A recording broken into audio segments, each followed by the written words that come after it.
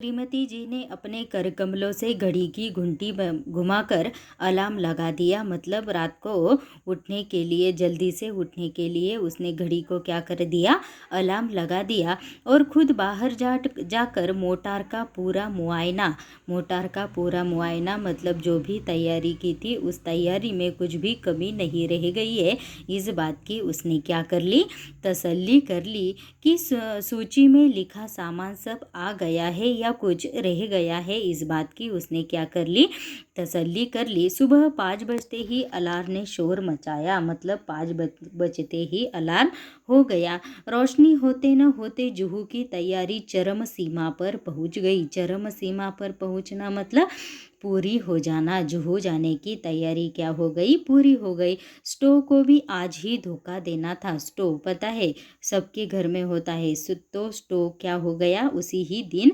खराब हो गया।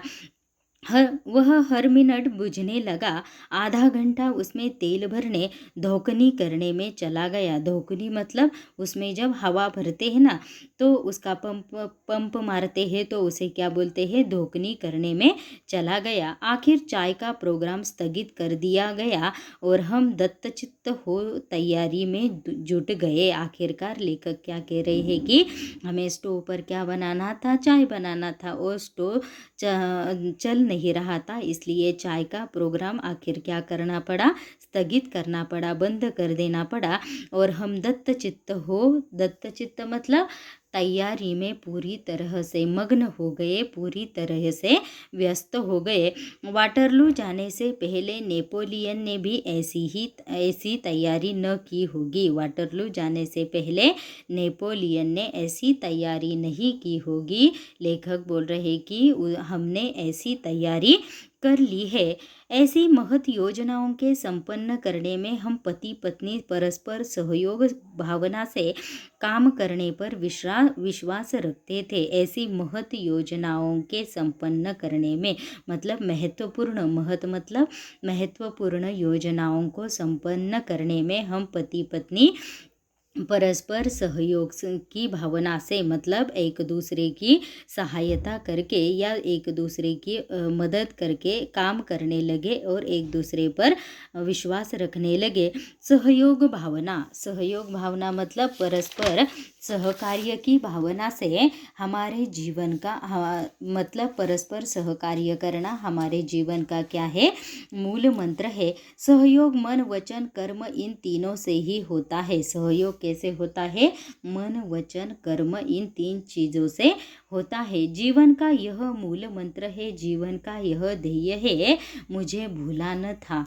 मतलब सहयोग कैसे करना चाहिए, मन वचन कर्म या इन 3 चीज़ों से करना चाहिए। यह मुझे भूला न था, मतलब मैं कभी भी भूला नहीं था। श्रीमती जी ने मुझे मेरे कामों की याद दिलाने लगी। श्रीमती जी मुझे क्या करने लगी, मेरे कामों की याद दिलाने लगी और मैं उनके उपकार के बदले उनकी चिंताओं में हाथ बटाने लगा। उनके उपकार के बदले मतलब श्रीमती जी ने मेरे लिए जो भी काम किया था, उन कामों की चिंता न करके मैं उनकी चिंताओं में हाथ बटाने लगा। इस प्रकार लेखक कह रहे हैं कि मैंने याद दिलाया, पूड़ियों के साथ मिर्ची का अचार जरूर रख लेना। मतलब यात्रा में, सफ़र में वह जो खाना उन्होंने जो खाना बना कर लिया था, जो पूड़ियाँ बनाई थी, तो मैंने पूछा कि पूड़ियों के साथ मिर्ची का अचार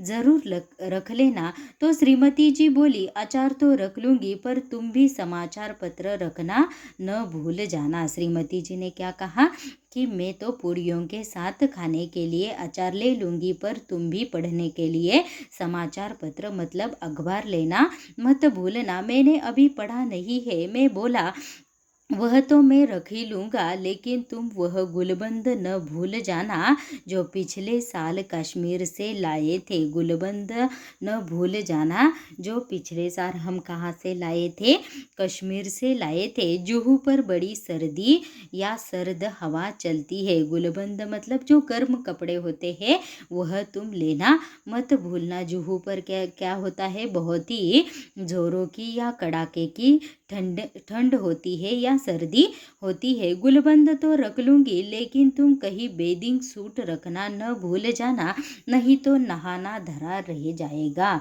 तो पत्नी क्या बोलती है, मैं तो गुलबंद लूँगी, लेकिन तुम बेदिंग सूट मतलब ज़्यादा सूट तुम्हारे साथ लेना मत, नहीं भूलना, क्योंकि नहीं तो नहाना धरा रह जाएगा। बेदिंग सूट मतलब जो टॉवल होता है वह तुम ले लो, नहीं तो तुम्हारा नहाना भी रह जाएगा। और तुम कहीं रबर कैप भूल गई तो गजब हो जाएगा। तो उसके बाद लेखक अपनी पत्नी से क्या कह रहे हैं कि तुम कहीं रबर कैप भूल गई तो गजब हो जाएगा। वह तो पत्नी बोलती है, वह तो रबर कैप में ले ही लूँगी, लेकिन कुछ नोट पेपर लिफाफे भी रख लेना, और देखो राइटिंग पैड भी न भूल जाना। मतलब पत्नी लेखक को क्या याद दिला रही है, तुम क्या ले लो, नोट पेपर लिफाफे भी रख लेना। नोट पेपर मतलब कुछ लिखने के लिए पेपर भी ले लेना, और लिखने के लिए राइटिंग पैड भी लेना नहीं भूल जाना। राइटिंग पैड का क्या करोगी? तो लेखक अपनी पत्नी से पूछते हैं कि राइटिंग पैड का तुम क्या करोगी? कई दिन से माँ की चिट्ठी आई पड़ी है, जुहू पर खाली बैठे जवाब भी दे दूंगी, यो तो वक्त भी नहीं मिलता। तो पत्नी क्या बोलती है कि कई दिनों से मेरी माँ की चिट्ठी आई है, मेरे माँ का खत आया है, मुझे खाली वक्त ही नहीं मिलता उसका जवाब देने के लिए। तो जुहू पर क्या हो जाएगा, मुझे खाली समय मिलेगा और मैं बैठे बैठे उसका जवाब भी दे दूंगी, अपनी माँ को चिट्ठी भी लिख दूंगी, यो तो वक्त भी नहीं मिलता मुझे। इस प्रकार और जहाँ से वे चिट्ठियाँ भी रख लेना, जिनके जवाब देने चिट्ठियाँ ही रख गई तो जवाब किसके दोगे? और ज़रा वे चिट्ठियाँ भी रख लेना, मतलब जो खत आया है माँ का वो भी रख लेना। अगर तुम्हें वो खत ही नहीं तुम्हारे पास होगा तो माँ ने जो भी तुम्हें पूछा है उसका जवाब तुम नहीं दे पाओगे। Thank you.